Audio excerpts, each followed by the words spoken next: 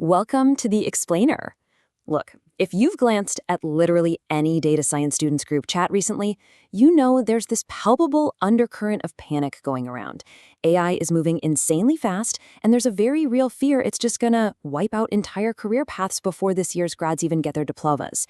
Well, today, we're putting that panic to the ultimate test. Let's dive in.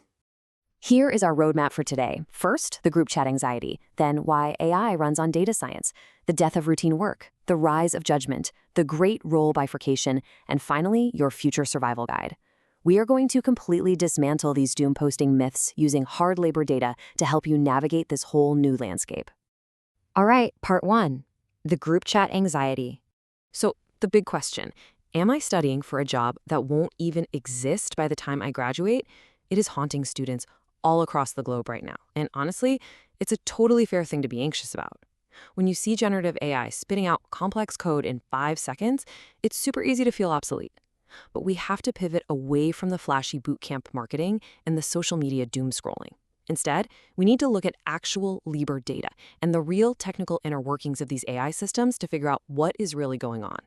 Which brings us to part two, AI runs on data science. To really understand the reality here, we got to establish a fundamental baseline truth. AI doesn't replace data science. It entirely depends on it. I love this analogy. Killing data science to make room for AI would be like killing electricians to make room for electricity, right? AI isn't this magical entity that just exists in a vacuum. Every single large language model, every recommendation algorithm, every fraud detection system, these are all inherently data science artifacts. You literally cannot have the electricity of AI without the electricians of data science building the grid in the first place. Think about the massive layers of hidden, unseen work required behind every single AI system. I mean, someone has to actually collect, clean, and label all that data, right? Someone has to define what a good output even means for a specific business task. Who evaluates if the model is drifting or just quietly failing over time? Who builds the production infrastructure? And crucially, who translates that model's output into a real-world decision that a hospital or a government will actually act on? AI is basically just this exact work, automated one layer up. The entire discipline that builds, evaluates, and governs AI, yeah, that is data science. Okay, moving to part three, the death of routine work. Now, we absolutely cannot sugarcoat this part. If your mental image of a data analyst is just somebody who pulls a CSV file, runs a quick pivot table, and emails a bar chart to their boss, well, that job is vanishing fast. In the US, entry-level job postings for data and software roles have plummeted by up to 67%. That's a huge drop. Over in the UK, tech graduate roles fell 46% in 2024, and they're projecting another 53% drop by 2026. Plus, 65% of business leaders expect AI to reduce their analyst headcount by 2027. So yeah, the routine layer, it is definitely dying. Researchers are actually calling this the missing rung of the career ladder. And if you think about it from an economic perspective, it makes total sense. When an AI tool can whip up a SQL query, debug some code, or build a basic dashboard for practically zero cost, the business case for paying a junior employee 70 grand a year to do that exact same work, it just collapses completely. The bottom of the career ladder, that sort of clerical data science work, is being quietly gutted right out from under recent grads. But wait, here is part four, the rise of judgment. Okay, in sharp contrast to all that doom and gloom we just talked about, entry-level data analyst salaries actually haven't plummeted. Actually, scratch that, they've risen pretty sharply. They're currently sitting around $90,000, which is up roughly 20 grand from just a couple of years ago. Guys, that is not what a dying field looks like. That's what happens when the bar to entry gets raised and companies start paying a massive premium for the people who can actually clear it. The field isn't dying, it's evolving. And the macro data totally backs up this optimism. The Bureau of Labor Statistics is projecting data scientists' job growth at a whopping 34% through 2034.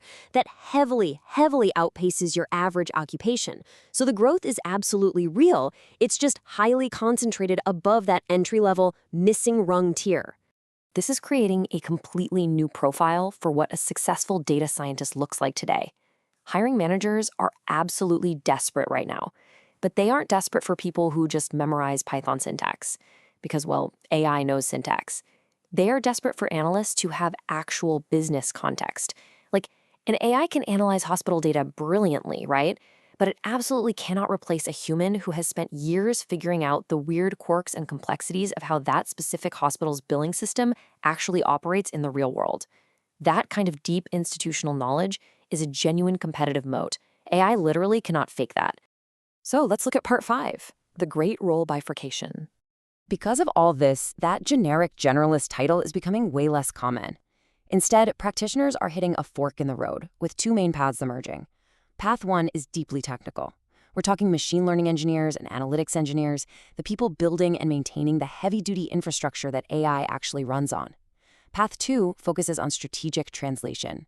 These are folks who barely even write SQL anymore, but they act as the crucial bridge between high-level business strategy and the AI tools themselves. If you are stuck in the middle, doing pure reporting without moving toward either technical infrastructure or strategic translation, your salary trajectory is probably going to flatline. Let's ground this with a real-world example, like bank fraud detection. 10 years ago, you needed this massive team of analysts to manually write rule-based flags. Today, AI flags a suspicious transaction in milliseconds. So what actually happened to all those jobs? Well, the manual rule writing and basic reporting jobs were absolutely destroyed. Gone. But look at what got created instead. We now have model monitoring roles to catch AI bias, trust and safety scientists to figure out weird edge cases, and compliance analysts whose whole job is to legally explain to regulators exactly why an algorithm flagged a specific transaction. The net jobs didn't vanish. They just got way more specialized and, honestly, much higher paying. All right, finally, part 6, your future survival guide.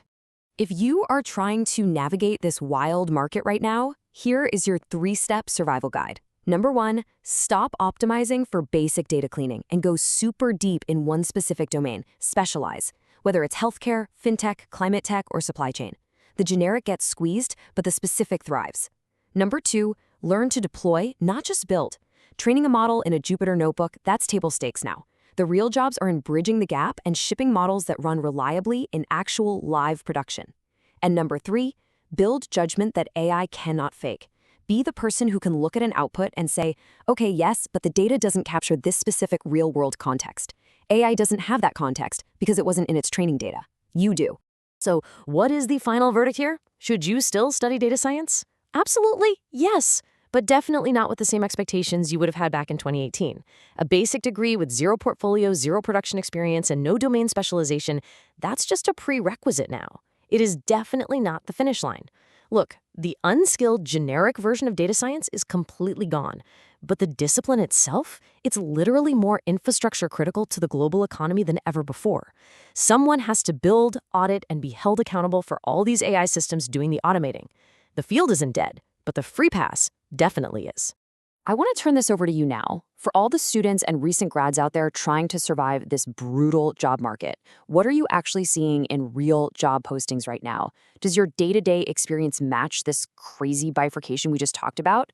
Drop your thoughts, your wild experiences, and your questions down in the comments. Let's figure out this changing landscape together. Thanks so much for watching this explainer, and keep learning.